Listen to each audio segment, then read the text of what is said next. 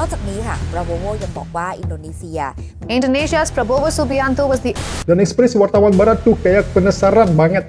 Prabowo attended this peace summit. 세계 각국 정상 거다 사진을 프라보오 수비안토 인도네시아 대통령 Ya ampun, masa percakapan pribadi presiden aja. Indonesia's president, the only Southeast Asian leader. Matikan dulu mikrofonnya kalau lagi off record. Presiden juga manusia, guys. อาเซียนอย่างอินโดนีเซียนะคะ Jawaban apa? Karena ini Indonesia, bro. Guys, aku tuh kemarin iseng nonton berita dari berbagai media dunia dan sumpah menarik banget. Kenapa itu guys? Karena dalam beberapa bulan terakhir Indonesia tuh udah ngelakuin banyak langkah besar di panggung internasional. Dan itu bukan cuma soal ekonomi, tapi juga soal perdamaian dan pengaruh global. Jadi guys, dari Australia sampai India, dari Singapura sampai Thailand, media asing pada ngomongin Indonesia dengan nada yang sama. Negara ini makin berani, makin dihormati. Jadi hari ini guys, kita lihat bareng-bareng gimana media dunia ngebahas Indonesia. Dan aku kayak biasa bakal kasih komentar bule. Langsung aja kita gas. Oke guys, yang pertama Australia. Apa yang mereka katakan tentang Indonesia di Australia? Yuk lihat. Prabowo attended this peace summit. What did people at home? Dalam tayangan berita di saluran televisi Australia ini, dibahas bagaimana reaksi masyarakat di Indonesia terhadap kunjungan Presiden Prabowo ke KTT Perdamaian. Tanggapan di dalam negeri cukup beragam.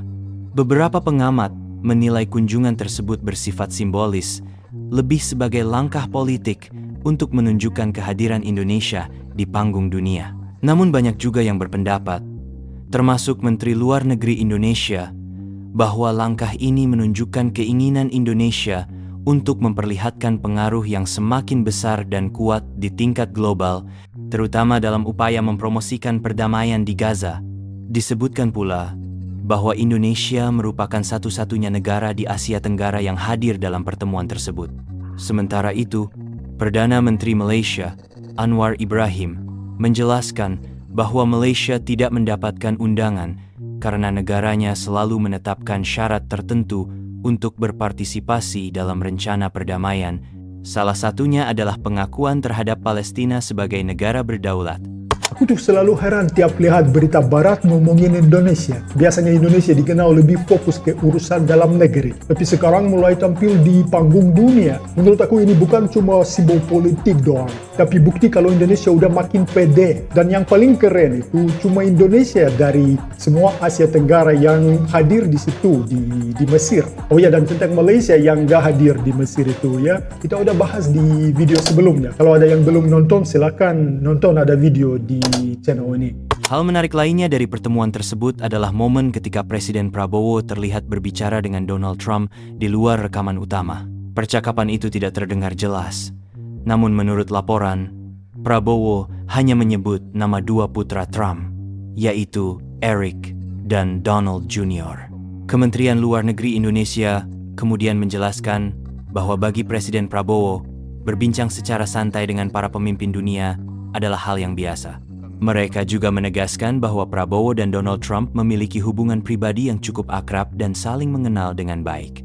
Oke, Pak Prabowo ngobrol santai sama Trump. Dan ekspresi wartawan barat tuh kayak penasaran banget. Ya ampun, masa percakapan pribadi presiden aja ikut disorot juga. Menurut aku kalau acara kayak gini tuh, skalanya dunia, mestinya yang ngatur acara bisa lebih profesional ya guys. Matikan dulu mikrofonnya kalau lagi off record. Presiden juga manusia guys. Tapi kalau dipikir lagi ini justru nunjukin apa? Nunjukin Indonesia sekarang punya posisi yang cukup kuat buat ngobrol langsung sama tokoh besar dunia tanpa rasa canggung. Itu keren guys. Oke, bukan hanya media Australia yang mulai menyoroti langkah Indonesia di panggung dunia. Ini perhatian datang juga dari India. Indonesia's Prabowo Subianto was the only leader from Southeast Asia to be invited for the summit. Dalam tayangan berita di saluran televisi India, disebutkan bahwa sekitar 20 pemimpin dunia hadir dalam KTT Gaza di Mesir. Namun perhatian publik tertuju pada satu sosok, Presiden Indonesia, Prabowo Subianto. Ia menjadi satu-satunya pemimpin dari Asia Tenggara yang diundang dalam pertemuan tersebut. Pertanyaannya, mengapa sebuah negara kepulauan seperti Indonesia dipercaya menjadi penjamin perdamaian di kawasan yang begitu jauh? Jadi guys, di media India itu, mereka ngomong kayak baru sadar kalau Indonesia ternyata punya peran penting banget. Kenapa negara kepulauan bisa jadi penjamin perdamaian di Timur Tengah? Jawaban apa? Karena ini Indonesia, bro. Menurut laporan itu, jawabannya ada pada posisi unik Indonesia di panggung dunia. Indonesia bukan pihak langsung dalam konflik Israel-Palestina dan tidak memiliki pasukan di kawasan tersebut. Namun pengaruhnya diakui banyak pihak. Pertama, Indonesia adalah negara dengan penduduk Muslim terbesar di dunia. Suaranya memiliki bobot moral yang tinggi dalam isu-isu Palestina karena dianggap mampu mewakili pandangan dunia Islam secara luas. Kedua, Jakarta dikenal sebagai mediator yang netral dan pragmatis. Pendekatan ini membuat Indonesia dihormati oleh berbagai pihak karena mampu menjaga hubungan baik tanpa harus berpihak secara ekstrem. Dan ketiga, faktor geopolitik juga memainkan peran penting. Letak Indonesia yang strategis di antara dua samudra menjadikannya penghubung antara Asia dan Pasifik Barat, serta pengendali jalur perdagangan global yang vital seperti Selat Malaka. Wah ini guys, keren banget. Berarti bukan cuma Barat yang mulai lihat potensi Indonesia, tapi juga negara besar lain di Asia. Kayak dunia baru sadar kalau Indonesia udah bukan pemain kecil lagi. Setelah perhatian datang dari media India, ini sorotan beralih ke negara tetangga, Singapura. Indonesia's president, the only Southeast Asian leader who will be at that peace summit in Sharm el-Sheikh. Dalam laporan dari saluran berita Singapura, disebutkan bahwa Presiden Indonesia adalah satu-satunya pemimpin Asia Tenggara yang hadir di KTT perdamaian di Sharm el-Sheikh, Mesir. Kehadiran ini mencerminkan dukungan Indonesia yang konsisten terhadap rakyat Palestina.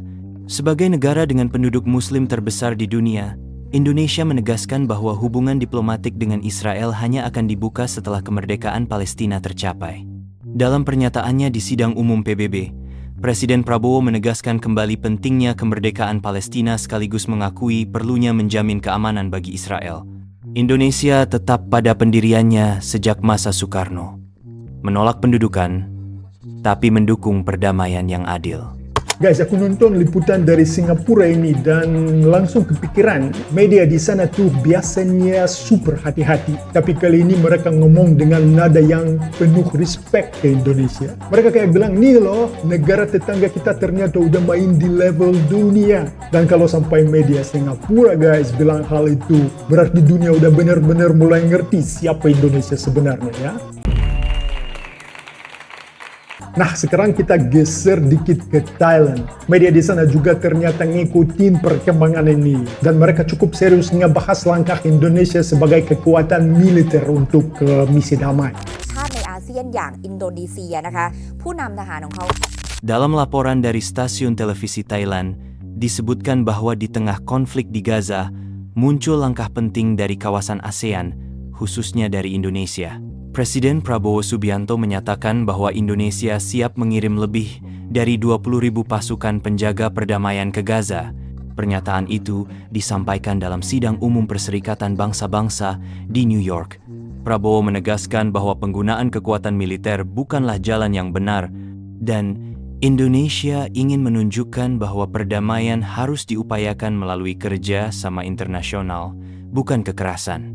Ia juga menyatakan bahwa Indonesia akan mendukung penuh misi penjaga perdamaian PBB dan jika Dewan Keamanan menyetujui, maka Indonesia siap mengirim pasukan, baik laki-laki maupun perempuan, untuk bergabung dalam misi tersebut.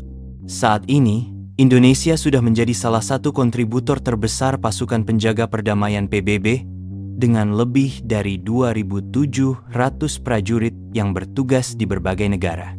Jika rencana baru ini disetujui, Indonesia bisa menjadi salah satu penyumbang pasukan terbesar di dunia. Presiden Prabowo juga menyambut baik langkah beberapa negara besar seperti Inggris, Kanada, Australia, dan Portugal yang baru-baru ini mengakui status negara Palestina. Dan Indonesia sendiri telah mendukung kemerdekaan Palestina sejak tahun 1988. Oke guys, berita dari media Thailand ini cukup menarik ya. Karena biasanya media Thailand itu jarang bahas Indonesia secara panjang. Apalagi dengan nada segini positifnya. Tapi kali ini mereka ngomongnya penuh rasa hormat ya, keren. Nah guys, makin lama aku lihat, makin kagum sih. Dunia tuh mulai ngerti Indonesia itu bukan cuma penonton, tapi pemain penting di panggung global. Dunia bisa punya banyak kekuatan, tapi cuma sedikit negara yang bisa punya pengaruh moral kayak Indonesia ya. Itu sesuatu yang nggak bisa dibeli sama senjata atau uang. Terima kasih guys sudah nongkrong bareng aku, bareng Roomsoft. Jangan lupa like, share, dan subscribe to the channel. Terima kasih dan sampai jumpa di video selanjutnya. Paka-paka.